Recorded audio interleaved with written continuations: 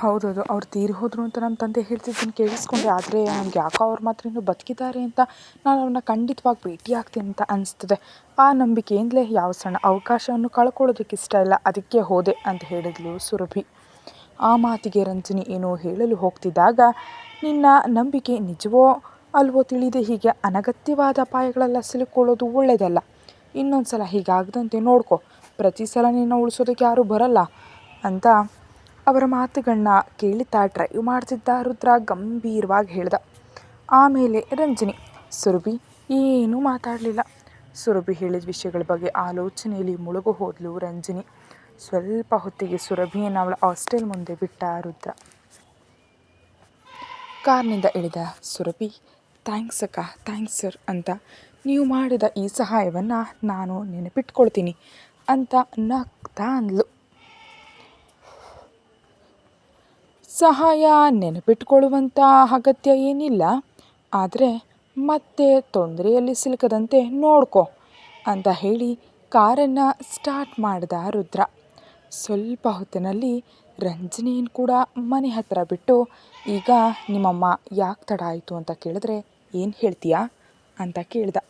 ಏನು ನಡೆದಿದೆಯೋ ಅದನ್ನೇ ಹೇಳ್ತೀನಿ ಸರ್ ಅಂದ್ಲು ರಂಜನಿ. ಏನು ನಡೆದಿದೆ? ಅಸಲಿಗೆ ನಿನ್ನಿಂದಲೇ ಇದೆಲ್ಲ ಆಗಿದ್ದು ಅಂತ ಅಂದ ರುದ್ರ. ನನ್ನಿಂದನಾ?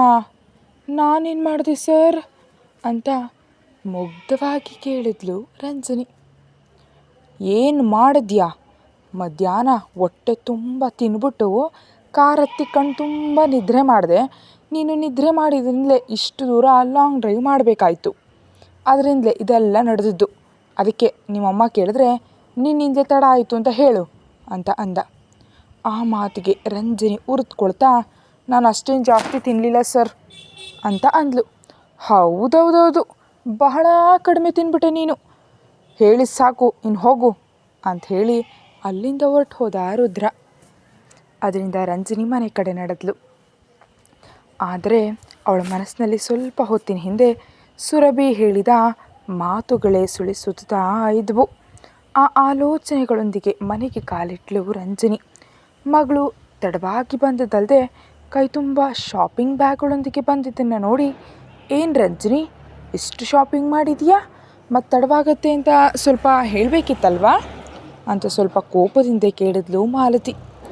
ಇಷ್ಟು ತಡ ಆಗುತ್ತೆ ಅಂತ ನಾನು ಕೂಡ ನಿರೀಕ್ಷಿಸಿರಲಿಲ್ಲ ಅಮ್ಮ. ನಾಳೆಯಿಂದ ಆಫೀಸ್ಗೆ ಸೀರೆ ಉಟ್ಕೊಂಡು ಹೋಗಬೇಕು, ಅದಕ್ಕೆ ಈ ಶಾಪಿಂಗ್ ಮಾಡಬೇಕಾಯ್ತು. ಸ್ವಲ್ಪ ಸುಸ್ತಾಗಿದ್ದೀನಿ, ಫ್ರೆಶ್ ಆಗಿ ಬರ್ತೀನಿ ಅಂತ ಹೇಳಿ ನೇರವಾಗಿ ಕೋಣೆಗೆ ಹೋಗ್ಬಿಟ್ಲು ರಂಜನಿ. ಇದಕ್ಕೇನಾಗಿದೆ, ಇವಳು ಯಾಕೆ ಹೀಗಿದ್ದಾಳೆ ಅಂತ ಮನಸ್ಸಲ್ಲಿ ಅಂದ್ಕೊಂಡ್ಲು ಮಾಲತಿ. ಕೋಣೆಗೆ ಹೋದ ರಂಜನಿ ಕೈಯಲ್ಲಿದ್ದ ಬ್ಯಾಗ್ಗಳನ್ನ ಸೋಫಾದ ಮೇಲೆ ಎಸೆದು ಹಾಗೆ ಕೂತುಬಿಟ್ಲು. ಅವಳ ಮನಸ್ಸೆಲ್ಲ ಚಂದ್ರ ಮತ್ತು ಸುರಭಿಯ ಸುತ್ತಲೇ ಸುತ್ತಾ ಇದೆ. ಅಸಲಿಗೆ ನಾವು ತೀರಿ ಹೋಗೋದು ಅಂತ ಅಂದರೆ ಏನು? ನಾನು ಬೆಂಗಳೂರಿಗೆ ಬರೋ ಮೊದಲೇ ಅಲ್ವಾ ಆತನನ್ನು ಕಸ್ಟಡಿ ಬೇಕಂತ ಕೋರ್ಟ್ನಲ್ಲಿ ಕೇಸ್ ಹಾಕಿದ್ದು. ಅಷ್ಟರಲ್ಲೇ ನಾವು ತೀರಿ ಹೋಗಿದ್ದೀವಿ ಅಂತ ಹೇಗೆ ಅಂದ್ಕೊಳ್ತಾರೆ? ಆದರೂ ಆ ಹುಡುಗಿಗೆ ನಮ್ಮ ಬಗ್ಗೆ ಅಷ್ಟು ಆಸಕ್ತಿ ಯಾಕಿದೆ? ಇನ್ಫ್ಯಾಕ್ಟ್ ಇಂಥ ಮಕ್ಕಳ ಸೈಕಾಲಜಿ ಪ್ರಕಾರ ಆ ಹುಡುಗಿಗೆ ನಮ್ಮ ಮೇಲೆ ತುಂಬಾ ಕೋಪ ಇರಬೇಕಲ್ವಾ? ಹಾಗಿಲ್ಲದೆ ತನ್ನ ಪ್ರಾಣವನ್ನೇ ಪಣಕ್ಕಿಟ್ಟು ನಮ್ಮ ಬಗ್ಗೆ ಯಾಕೆ ತಿಳಿಯೋದಕ್ಕೆ ಬಯಸ್ತಾ ಇದ್ದಾಳೆ? ಅಸಲಿಗೆ ಆತನಿಗೆ ಮಗನಿದ್ದಾನೆ ಅಂತ ಗೊತ್ತಿತ್ತೆ ಹೊರತು ಸುರಭಿ ಅಂತ ಮಗಳು ಇದ್ದಾಳೆ ಅಂತ ಇದುವರೆಗೂ ತಿಳಿದಿರಲಿಲ್ಲ ಅಂತ ಅಂದ್ಕೊಳತ್ಲೆ ಅಪ್ರಯತ್ನವಾಗಿ ಮೊಬೈಲ್ ತೆಗೆದು ಚಂದ್ರನ ಬಗ್ಗೆ ಸರ್ಚ್ ಮಾಡೋದಕ್ಕೆ ಶುರು ಮಾಡಿದ್ಲು ರಂಜನಿ. ಆ ಹುಡುಕಾಟದಲ್ಲೇ ಚಂದ್ರನ ಕುಟುಂಬದ ಫೋಟೋಗಳು ಅವಳ ಕಣ್ಣಿಗೆ ಕಂಡವು. ಅದರಲ್ಲಿ ವಿರಾಜ್, ಮೌನಿತಾ ಮತ್ತು ಸುರಭಿಯ ಜೊತೆ ಚಂದ್ರನಿದ್ದಂತಹ ಫೋಟೋಗಳೇ ಇದ್ವು. ಅಂದರೆ ಈತನಿಗೆ ಮಗನ ಜೊತೆ ಸುರಭಿ ಕೂಡ ಹುಟ್ಟಿದಾಳೆ ಅಂತ ಅರ್ಥ. ಒಬ್ಬ ಹೆಣ್ಣು ಮಗಳಾಗಿ ನನ್ನನ್ನು ಇಷ್ಟಪಡದ ಆತ ಇವಳನ್ನ ಮಾತ್ರ ಇಷ್ಟು ಪ್ರೀತಿಯಿಂದ ನೋಡ್ಕೊಳ್ತಿದ್ದಾನ. ಅಮ್ಮನನ್ನು ವಂಚಿಸಿದ ಆತ ಈ ಹುಡುಗಿಯನ್ನು ಹೇಗೆ ನೋಡ್ಕೊಳ್ತಾನೆ? ಅವಳನ್ನ ಕೂಡ ನನ್ನಂತೆಯೇ ನಡೆಸ್ಕೊಳ್ತಾನ ಅಥವಾ ಚೆನ್ನಾಗಿ ನೋಡ್ಕೊಳ್ತಾನ? ಹೀಗೆ ಆಲೋಚನೆಯಲ್ಲೇ ಮುಳುಗಿ ಹೋದ್ಲು ರಂಜನಿ. ಅಷ್ಟರಲ್ಲಿ ಮಾಲತಿ ಊಟಕ್ಕೆ ಕರೆದಿದ್ದರಿಂದ ಬರ್ತಾ ಇದ್ದೀನಮ್ಮ ಅನ್ನುತ್ತಾ ಫ್ರೆಶ್ ಆಗಿ ಹೋಗಿ ಊಟ ಮಾಡಿದ್ಲು. ಇನ್ನೊಂದೆಡೆ ರುದ್ರ ಮನೆಗೆ ಹೋಗುವಷ್ಟರಲ್ಲಿ ಕೋಪದಿಂದ ಉರಿದು ಹೋಗ್ತಾ ಹಾಲ್ನಲ್ಲಿ ಕೂತಿದ್ದಾಳೆ ವಸುಂಧರ. ಈಗಾಗಲೇ ಬಹಳ ತಡವಾಗಿದ್ದರೂ ಅವಳ ಪಕ್ಕದಲ್ಲಿ ಕೂತು ರುದ್ರ ಯಾವಾಗ ಬರ್ತಾನೋ, ವಸುಂಧರ ಯಾವಾಗ ಅವನ್ನ ಬೈತಾಳೋ ಅಂತ ಕಾಯ್ತಾ ಇದ್ದಾಳೆ ಮನಿಷಾ. ಕಾರು ಪಾರ್ಕ್ ಮಾಡಿ ಮನೆಗೆ ಬಂದ ರುದ್ರ ಹಾಲ್ನಲ್ಲಿ ಅವರಿಬ್ಬರನ್ನು ನೋಡಿ ಏನೂ ಮಾತಾಡದೆ ಕೋಣೆ ಕಡೆ ಹೋಗ್ತಿದ್ರೆ, ರುದ್ರ ಅಂತ ಕರೆದ್ರು ವಸುಂಧರ. ಏನು ಮಾಮ್? ಅಲ್ಲೇ ನಿಂತು ಕೇಳ್ದ ರುದ್ರ. ನೀನು ಮಾಡಿದ್ದು ಸ್ವಲ್ಪನೂ ಸರಿಯಲ್ಲ ರುದ್ರ ಅಂದ್ಲು ವಸುಂಧರ. ಉಫ್ ಮಮ್ಮಿ, ವಿಷಯ ಏನು ಅಂತ ಸ್ಟ್ರೈಟಾಗಿ ಹೇಳು. ನನಗೆ ಇಂಡೈರೆಕ್ಟಾಗಿ ಮಾತಾಡೋದು ನಿಜಕ್ಕೂ ಇಷ್ಟ ಆಗಲ್ಲ ಅಂತ ಸ್ವಲ್ಪ ಬೇಸರದಿಂದ ಅಂದ ರುದ್ರ. ಸರಿ, ನಾನು ಡೈರೆಕ್ಟಾಗಿಯೇ ಕೇಳ್ತಿದ್ದೀನಿ. ನಿನ್ನ ಅಸಿಸ್ಟೆಂಟನ್ನು ಕರ್ಕೊಂಡು ಶಾಪಿಂಗ್ ಹೋಗಿ ಅವಳಿಗೆ ಶಾಪಿಂಗ್ ಮಾಡಿಸೋ ಅಗತ್ಯ ನಿನಗೇನಿತ್ತು? ಅಸಲಿಗೆ ನಿನ್ನ ಜೀವನದಲ್ಲಿ ನೀನು ಯಾವಾಗಲಾದರೂ ಶಾಪಿಂಗ್ಗೆ ಹೋಗಿದೆಯಾ? ಎಲ್ಲವನ್ನು ವಿಶೇಷವಾಗಿ ಡಿಸೈನ್ ಮಾಡಿಸ್ಕೊಳ್ತೀಯಾ? ನನ್ನ ಜೊತೆ ಕೂಡ ಯಾವತ್ತೂ ಶಾಪಿಂಗ್ ಬಂದಿಲ್ಲ. ಆದರೂ ಬಾವಿ ಹೆಂಡತಿ ಮನಿಷಾ ಜೊತೆ ಶಾಪಿಂಗ್ಗೆ ಹೋಗದೆ ಅವಳನ್ನ ಕರ್ಕೊಂಡು ಹೋಗೋ ಅವಶ್ಯಕತೆ ಏನಿತ್ತು ಅಂತ ಸತತವಾಗಿ ಪ್ರಶ್ನೆಗಳ ಮಳೆಯನ್ನು ಸುರಿಸಿದ್ಲು ವಸುಂಧರ. ಅವಳ ಮಾತುಗಳಿಗೆ ಹಣೆ ಸುಕ್ಕುಗಟ್ಟಿದ್ದ ರುದ್ರ, ವೇಟ್, ಮನಿಷಾ ನನ್ನ ಬಾವಿ ಹೆಂಡತಿಯಾ? ಯಾರು ಹೇಳಿದ್ರು ಅಂತ ಕೇಳಿದ ರುದ್ರ. ಯಾರು ಹೇಳೋದೇನು? ನಾನೇ ನಿರ್ಧರಿಸಿದ್ದೀನಿ ನೀನು ಮನಿಷಾಳನ್ನ ಮದುವೆ ಆಗಬೇಕು ಅಂತ ಅಂದ್ಲು ವಸುಂಧರ. ಅದು ನಡೆಯೋದು ಕೆಲಸ. ಆ ವಿಷಯ ನಿನಗೆ ಮೊನ್ನೆಯೇ ಅರ್ಥ ಆಗುವಂತೆ ಹೇಳಿದ್ದೀನಿ. ಆದರೂ ಮತ್ತೆ ಯಾಕೆ ಮಾತಾಡ್ತಿದ್ಯಾ ಅಂತ ಕೇಳ್ದ ರುದ್ರ. ಅದೆಲ್ಲ ನನಗೆ ಗೊತ್ತಿಲ್ಲ ರುದ್ರ. ನಾನು ವಿಮಲಾಟಿಗೆ ಮಾತು ಕೊಟ್ಬಿಟ್ಟಿದ್ದೀನಿ. ಹಾಗಾಗಿ ನೀನು ಖಂಡಿತವಾಗಿಯೂ ಮನಿಷಾಳನ್ನು ಮದುವೆ ಆಗಲೇಬೇಕು. ಇದು ನನ್ನ ಅಂತಿಮ ನಿರ್ಧಾರ. ಇದು ನಡೀದಿದ್ರೆ ನಾನು ಪ್ರಾಣ ಉಳಿಸ್ಕೊಳ್ಳಲ್ಲ ಅಂತ ಗಟ್ಟಿಯಾಗಿ ಬೆದರಿಸಿದ್ಲು ವಸುಂಧರ.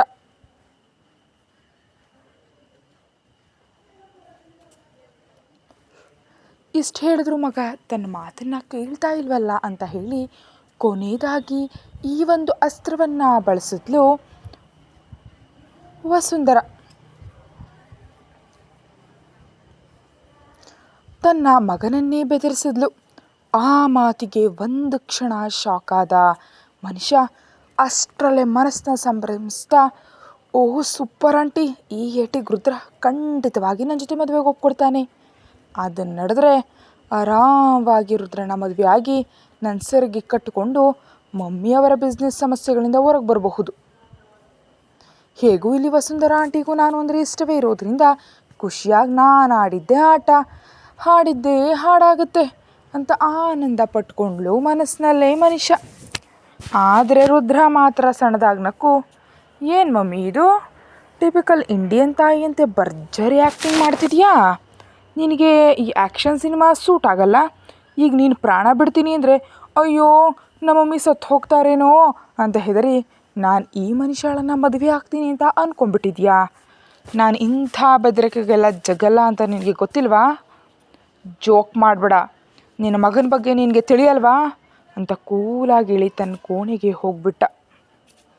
ಆತ ಹಾಗೆ ಹೋಗೋದನ್ನು ನಿರೀಕ್ಷಿಸಿದ ಮನುಷ್ಯ ಅಯೋಮಯವಾಗಿ ಬಾಯಿ ತೆರೆದ್ರೆ ಕೋಪ ನೆತ್ತಿಗೇರಿದ ವಸುಂಧರ, ನೀನಿಲ್ಲೇ ಇರೋ ಮನುಷ್ಯ, ಇಂದು ಅವನ ವಿಷಯ ಏನು ಅಂತ ತೀರ್ಮಾನ ಮಾಡ್ತೀನಿ ಅಂತ ಗಂಭೀರವಾಗಿ ಹೇಳಿ ರುದ್ರನ ಹಿಂದೆ ಅವನ ಕೋಣೆಗೆ ಹೋದ್ಲು ಅವಳ ತಾಯಿ.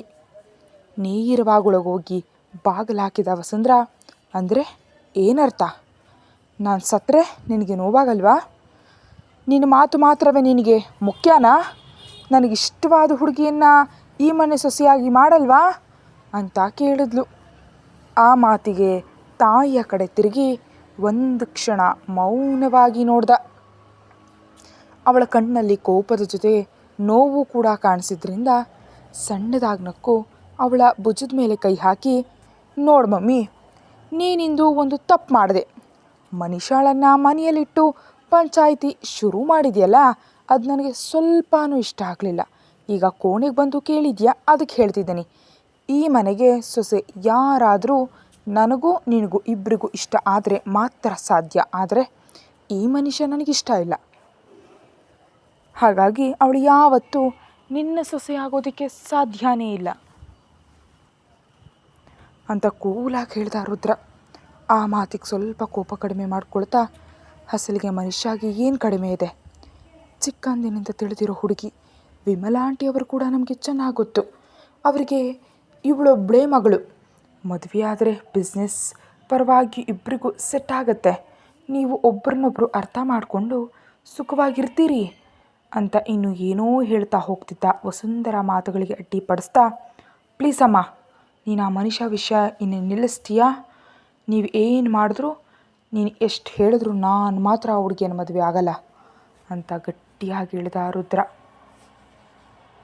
ಸರಿ, ಆ ಹುಡುಗಿಯನ್ನು ಮದುವೆ ಆಗ್ಬೇಡ. ಆದರೆ ನೀನು ನಿನ್ನ ಅಸಿಸ್ಟೆಂಟ್ ಜೊತೆ ಶಾಪಿಂಗ್ಗೆ ಯಾಕೆ ಹೋದೆ? ಆ ಹುಡುಗಿಯನ್ನು ಮದುವೆ ಆಗಬೇಕು ಅಂತ ಅಂದ್ಕೊಂಡಿದ್ಯಾ ಏನು ಅಂತ ಕೇಳಿದ್ಲು ವಸುಂಧರಾ. ಸದ್ಯಕ್ಕೆ ನಾನು ಯಾವುದೇ ಹುಡುಗಿಯನ್ನು ಮದುವೆ ಆಗಬೇಕು ಅಂತ ಅಂದ್ಕೊಂಡಿಲ್ಲ ಅಮ್ಮ.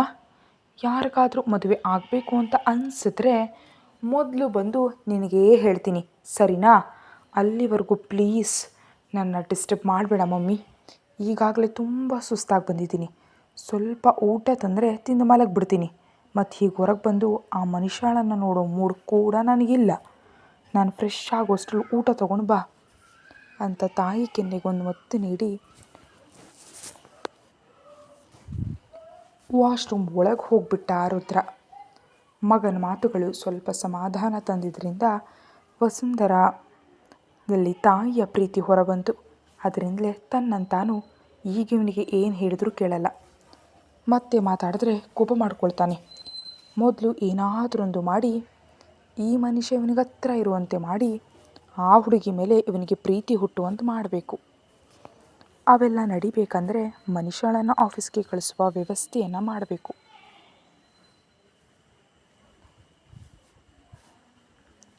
ಅಂತಂದುಕೊಂಡ ವಸುಂಧರಾ ಕೋಣೆಯಿಂದ ಹೊರಗೆ ಬಂದಳು.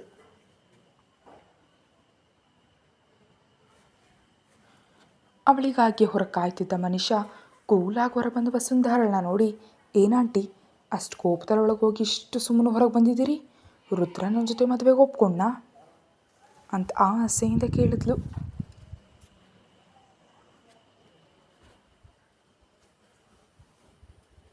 ಇಲ್ಲ ಮನುಷ್ಯ, ಆದರೆ ಬೇಗ ಒಪ್ಕೊಳ್ತಾನೆ. ನನಗೆ ಆ ನಂಬಿಕೆ ಇದೆ. ಅವನ ಜೊತೆ ಕಠಿಣವಾಗಿ ಮಾತಾಡಿದ್ರೆ ಕೆಲಸ ಆಗಲ್ಲ, ಮೃದುವಾಗಿ ಹೋಗಬೇಕು. ಮೊದಲು ಅವನಿಗೆ ನಿನ್ನ ಮೇಲೆ ಪ್ರೀತಿ ಉಂಟಾಗುವಂತೆ ನೋಡ್ಕೊ ಅಂತ ಹೇಳಿದ್ರು ವಸುಂಧರಾ. ಹಸಲಿಗೆ ಒಂದೇ ಕಡೆ ಇದ್ರೆ ತಾನೇ ಆಂಟಿ ಇಬ್ಬರು ಸೇರಿ ಸಮಯವನ್ನು ಕಳೆಯೋದು, ಟೈಮ್ ಸ್ಪೆಂಡ್ ಮಾಡೋದಕ್ಕಾಗೋದು. ರುದ್ರ ಭೇಟಿಯಾಗೋದಕ್ಕೆ ಅಪಾಯಿಂಟ್ಮೆಂಟ್ ಕೂಡ ಕೊಡಲ್ಲ ನನಗೆ. ಇನ್ನು ಪ್ರೀತಿ ಹೇಗೆ ಹುಟ್ಟುತ್ತೆ ಅಂತ ನಿರಾಸೆಯಿಂದ ಅಂದ್ಲು. ತನ್ನ ಮಗನ ಮೇಲೆ ಆಸೆ ಪಡ್ತಾ ಇರೋ ಮನುಷ್ಯಳನ್ನು ಸ್ವಲ್ಪ ಕನಿಕರದಿಂದ ನೋಡಿದ್ರು ವಸುಂಧರಾ. ಹುಚ್ಚು ಮನುಷ್ಯ, ಅವನ ಮೇಲೆ ನಿನಗೆ ಎಷ್ಟು ಪ್ರೀತಿ? ಸರಿ, ಹೇಗಾದರೂ ಅವನ ಆಫೀಸ್ನಲ್ಲಿ ನಿನಗೆ ಟ್ರೈನಿಂಗ್ ಕೊಡುವಂತ ನಾನು ಮಾತಾಡ್ತೀನಿ. ಇನ್ನು ಆಮೇಲೆ ನಿನ್ನ ಪ್ರಯತ್ನ ಏನಿದ್ರು ಮಾಡಿ ಅವನನ್ನು ನಿನ್ನ ಕಡೆ ತಿರುಗಿಸ್ಕೋಬೇಕು ಅಂತ ಅಂದರು ವಸುಂಧರಾ. ಏನೋ ಆಂಟಿ, ರುದ್ರ ನನ್ನ ಆಫೀಸ್ಗೆ ಬರೋದಕ್ಕೆ ಒಪ್ತಾನಾ? ನನಗೆ ಅನುಮಾನ ಇದೆ. ಹೌದು, ಇಷ್ಟಕ್ಕೂ ಆ ಪರ್ಸ್ನಲ್ ಅಸಿಸ್ಟೆಂಟನ್ನು ಯಾಕೆ ಶಾಪಿಂಗ್ ಕರ್ಕೊಂಡು ಹೋದ? ಆ ಹುಡುಗಿ ಮೇಲೆ ರುದ್ರನಿಗೆ ಇಂಟ್ರೆಸ್ಟ್ ಇದೆಯಾ ಅಂತ ಅನುಮಾನದಿಂದ ಕೇಳಿದ್ಲು ಮನುಷ್ಯ. ಇಲ್ಲ ಇಲ್ಲ ಇಲ್ಲ ಇಲ್ಲ ಅಂಥದ್ದೇನಿಲ್ಲ. ನಾನು ನೇರವಾಗಿ ಕೇಳಿದೆ. ಅವನಿಗೂ ಯಾವುದನ್ನಾದರೂ ಮುಖಾಮುಖಿಯಾಗಿ ಮಾತಾಡೋದು ಅಭ್ಯಾಸ. ಆ ಹುಡುಗಿಗೂ ತನಗೂ ಏನೂ ಇಲ್ಲ ಅಂತ ನನಗೆ ಹೇಳ್ದೆ. ಹಾಗಾಗಿ ನೀನು ಆ ವಿಷಯದಲ್ಲಿ ಗಾಬರಿ ಆಗಬೇಡ. ಹೇಗೆ ಅವನ್ನ ನಿನ್ನ ಸೆರಗಿ ಕಟ್ಟು ಹಾಕ್ಕೊಳ್ಬೇಕು ಅಂತ ಮಾತ್ರ ಯೋಚಿಸು ಅಂತ ಹೇಳಿ ಮಗನಿಗಾಗಿ ಊಟ ತರೋದಕ್ಕೆ ಅಡುಗೆ ಕೋಣೆಗೆ ಹೋದ್ಲು ವಸುಂಧರಾ. ಅವಳು ಹೋದ ಕಡೆ ಅಯೋಮಯವಾಗಿ ನೋಡ್ತಾ, ರುದ್ರನನ್ನು ಸೆರಗಿಗೆ ಕಟ್ಟು ಹಾಕ್ಕೊಳ್ಳೋದ? ಅವನ ಜೊತೆ ನೇರವಾಗಿ ರೂಮ್ಗೆ ಹೋದರೂ ಕೂಡ ಅಲ್ಲೇ ಬಿಟ್ಟು ಬಂದ ಮಹಾನುಭಾವ ಅವನು. ಅಂಥವನನ್ನು ಇನ್ನು ಹೇಗಪ್ಪ ಸರ್ಗೆ ಕಟ್ ಹಾಕೊಳ್ಳೋದು, ಇದು ಆಗೋ ಕೆಲಸ ಅಂತ ಕಾಣ್ತಿಲ್ಲ. ಒಂದು ಸಲ ಮಮ್ಮಿ ಜೊತೆ ಮಾತಾಡಬೇಕು ಅಂದ್ಕೊಂಡು ಅಲ್ಲಿಂದ ಹೊರಟು ಹೋದ್ಲು ಮನುಷ್ಯ. ಆಮೇಲೆ ವಸುಂಧರ ಮಗನಿಗೆ ಊಟವನ್ನು ಮಾಡಿಸಿ ಮೆಲ್ಲಗೆ ಮನುಷ್ಯಳನ್ನು ಆಫೀಸ್ ಕಳಿಸುವಂಥ ವಿಷಯದ ಬಗ್ಗೆ ಮಾತಾಡೋದಕ್ಕೆ ಶುರು ಮಾಡಿದ್ಲು. ಆದರೆ ರುದ್ರ ಆ ವಿಷಯವನ್ನು ಅಲ್ಲಿಗೆ ಕಟ್ ಮಾಡ್ತಾ, ಮಮ್ಮಿ ತುಂಬ ಟೈರ್ಡ್ ಆಗಿದ್ದೀನಿ, ನಾನು ಡ್ರೆಸ್ ತೊಗೋಬೇಕು, ಏನಾದರೂ ಇದ್ದರೆ ನಾಳೆ ಮಾತಾಡೋಣ ಅಂತ ಅಂದ. ಅದರಿಂದ ಅವನನ್ನು ಈಗ ಪೀಡಿಸೋದು ಸರಿಯಲ್ಲ ಅಂದ್ಕೊಂಡು ವಸುಂಧರ, ಓಕೆ ಗುಡ್ ನೈಟ್ ರುದ್ರ ಅಂತ ಹೇಳಿ ಹೊರಟು ಹೋದ್ಲು. ಇನ್ನೊಂದೆಡೆ ಅನ್ಸೂಯ ಮೊದಲಿಗೆ ಸಾಫ್ಟ್ವೇರ್ ಕಂಪ್ನಿಗಳು ಹೆಚ್ಚಾಗಿರೋ ಕಡೆ ಒಂದು ಹೈ ರಿಚ್ ಕ್ಯಾಂಟೀನ್ ಇಡಬೇಕು ಅಂತ ಪ್ಲ್ಯಾನ್ ಮಾಡಿದ್ದಾಳೆ. ಸದ್ಯಕ್ಕೆ ಅದಕ್ಕೆ ತಕ್ಕಂತೆ ವ್ಯವಸ್ಥೆಗಳಲ್ಲಿ ಬ್ಯುಸಿ ಆಗಿಬಿಟ್ಟಿದ್ದಾಳೆ.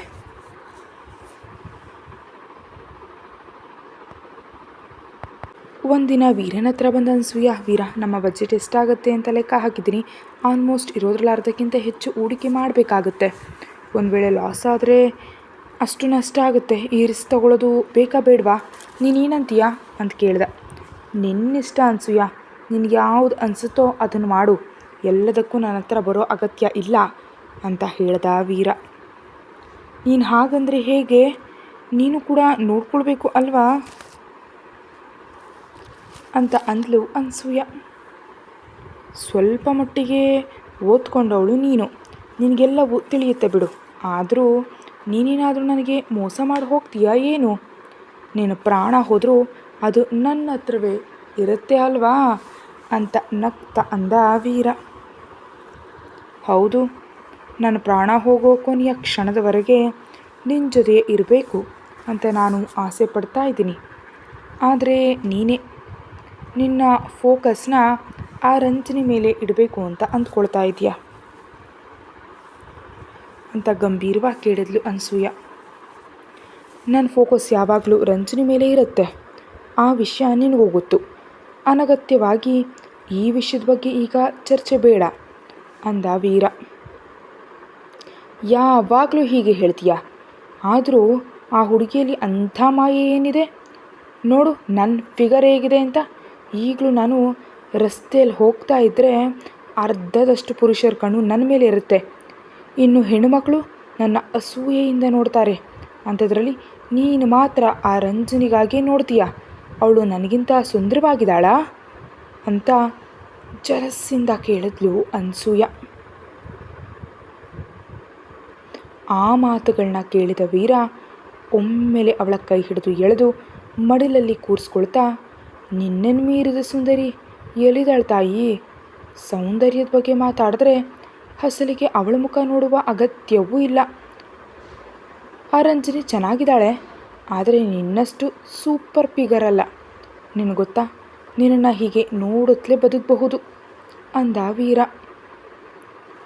ಅಷ್ಟ್ರಲ್ಲಿ ರಂಜನಿ ವಿಷಯ ಮರೆತ ಅನ್ಸೂಯ ನಾಚಿಕೆಯಿಂದ ಅವನ ಕುತ್ತಿಗೆ ಕೈ ಹಾಕಿ, ಹಾಗಿದ್ರೆ ನಾನು ಹೇಳೋದನ್ನು ಕೇಳ್ತೀಯಾ ಅಂದ್ಲು.